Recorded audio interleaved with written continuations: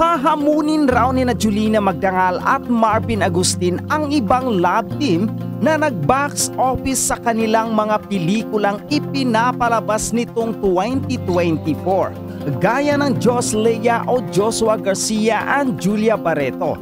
Pati na ang higit 1 bilyong halaga ng team-up ng Captain o Catherine Bernardo at Alden Richard. Tila hahamunin rin ang team ng Marjo sa takilya ang napipintong mag 1 billion rin sa box office ngayong February. Ang pelikula ng Kim Pao o Kim Cho and Paolo Abilino, ang My Love Will Make You Disappear. Inalabas na ang teaser ng reunion love team ng dalawa bayang movie na XX Lovers na base sa caption ay sa February 2025 ilalabas ang pelikula. Karga rin ng teaser ang subtitle na Our Iconic Love Team in the 90s is Back. Pinost ito ni Regine Velasquez Alcacid sa kanyang Instagram wall ang trailer ng movie kung saan nagpahayag ng kanyang excitement ang Asia's Songbird. Isang rom-com ang tema ng pelikula na nagpapakita ng comic prowess ni Julina at Marvin. Ikinatuwa naman ito ng ilan at pinuri si Regine na very supportive raw nito. Hindi naman katakataka na suportahan ni Regine ang movie lalo't naging co-host ng singer-concert artist si Julina sa dating morning talk show sa Kapamilya na Magandang Buhay. Ibinida na rin ni Julina ang teaser ng movie nila sa kanyang Instagram. Kung mauuna ang pelikula ng Marjo sa showing ng Kim Pao, maaaring kumita ito, pero kung ilalabas ito pagkatapos ng MLW-MYD, baka mahirapan na uling makapag-reunion uli sina Marvin at Julina. So mga chika, meron tayong good news and bad news about Kim Pao. So ano gusto nyo unahin natin? Good news muna. Okay, so mga chika, just last night, kumpirmado na magkasama ang ating mga iniidolo na sina Kim Cho at Paolo Abilino para isagawa ang kanilang last day of shooting this year ng kanilang movie na pagsasamahan na My Love Will Make You Disappear. So mga chika, no, base dun sa mga nabasa ko sa comment section, saka dun na rin sa caption ng video mga chika, mukhang eto na nga yung magiging last shoot nila for this year, 2024, para sa movie na My Love Will Make You Disappear. Pero take note lang mga chika, wala silang binitawang any details kung eto na ba yung magiging last shoot ng entire shooting ng movie. Ang sinabi lang nila, last day ng shoot for this year. Come to think of it mga chika, kung February 12 next year, re-release itong movie ng Kim Pao, feeling ko dapat this year tapos na yung shooting eh. Feeling ko lang mga chika, though hindi ko sigurado yan.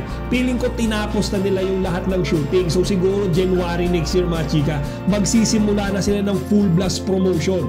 Feeling ko mas madalas na natin makikita sina Kim Cho at Paolo Abilino sa mga malls, di ba? Sa mga mainstream media para mag-promote ng kanilang pelikula. Sa iba't ibang mga vlog siguro mga chika, siguro bibisita rin sila, mag-guest din sila para i-promote yung kanilang pagsasamahang movie. So as far as I know mga chika, lahat ng mga pelikula before i-release or before ipalabas sa sinihan, meron silang at least 2 months period, di ba? Para maglibot-libot, para alam niyo yun, i-promote yung kanilang pelikula sa mga audiences, sa kanilang mga fans. So most likely mga chika, baka nga tapos na yung shooting ng entire movie ng My Love Will Make You Disappear. So mga chika, doon nga sa video na kumalat, makikita natin na mukhang seryosong seryoso si Paolo Abilino, pati si Direk Chad Vidales mga chika.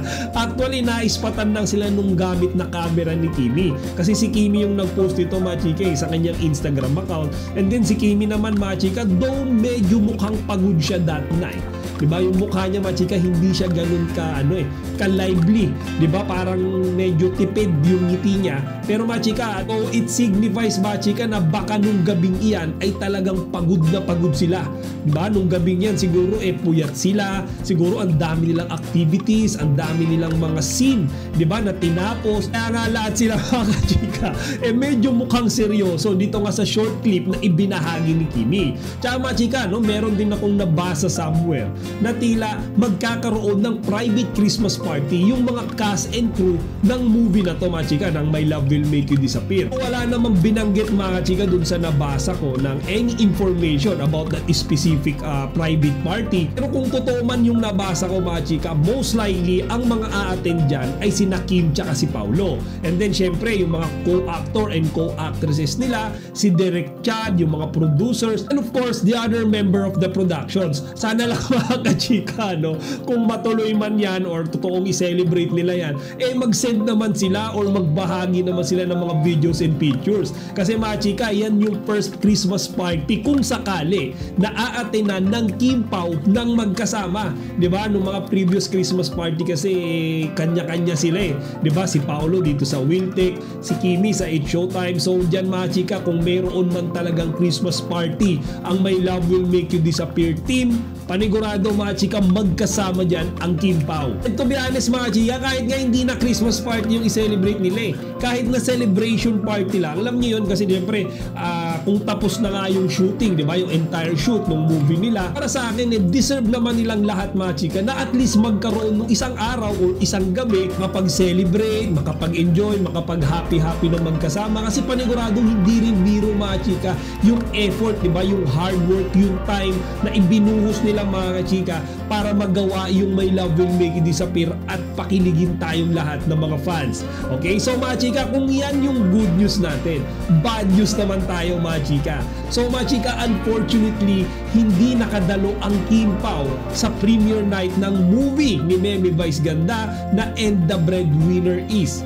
So mga chika, yan yung bad news natin, no? So marami talaga yung nag-expect dyan, even me mga chika.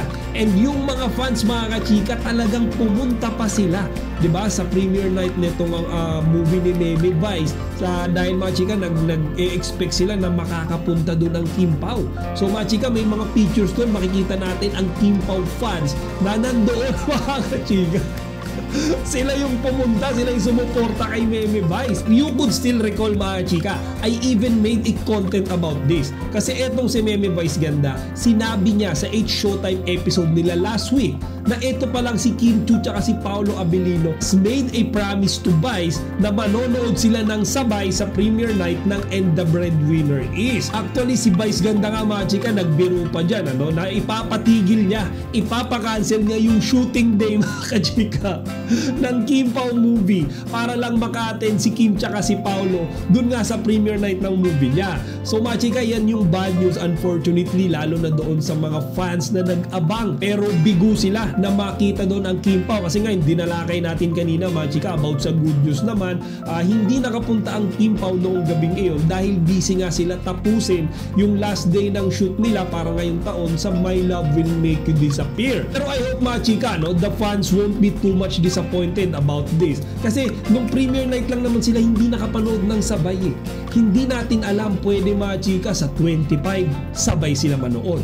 Sa 26 pwede rin mga chika na magkasama sila. And the more upcoming days mga chika na nakashowing pa naman yung movie ni Meme Vice, pwede natin silang maispatan na magkasama. Lalo na ngayon mga kachika na maluwang na yung oras nila, di ba? Kasi wala na silang iniisip na shooting. Most likely mga chika, yung mga events, di ba, napupuntahan nila. And then si Kimi, kung meron man siyang mga shows na hindi regular, i-reschedule na yan next year para ma-enjoy naman nila yung holiday period. Kaya I'm calling everyone na manonood sa MMFF, particularly yung movie ni Meme Vice na And the Breadwinner Is, alisto kayo. Kasi baka mamaya hindi nyo mamalayan, makasabay nyo pala sa sinihan ang Kim Pao. Please i-post nyo kaagad dyan sa Facebook para meron kaagad paayuda sa lahat ng mga Kim Pao fans. So mga chika, to wrap up, yun nga yung ating bad news and good news for today. So bad news mga chika ay hindi natin nakita ang Kim Pao sa premiere night ng movie ni Meme Vice. But the good news is hindi sila naka-attend dahil mayroon naman silang justifiable reason.